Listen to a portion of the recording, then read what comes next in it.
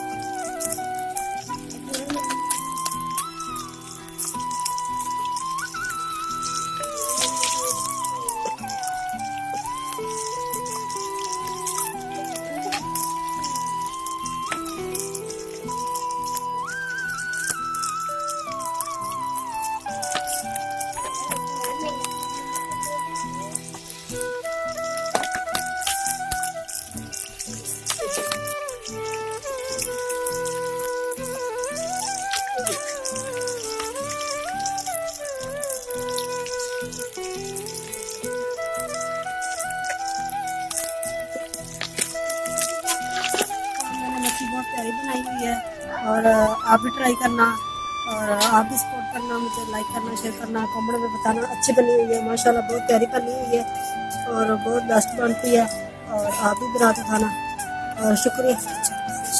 सर्दियों की सगात है और ये देखना बहुत प्यारी बनती है। प्लीज़ मुझे ज़्यादा से ज़्यादा सपोर्ट करना, ज़्यादा से ज़्यादा लाइक करना, शेयर करना, आपकी बहुत बहुत बहुत मेहरबानी। मिलते हैं, अल्लाह हाफिज़ नेक्स्ट वीडियो।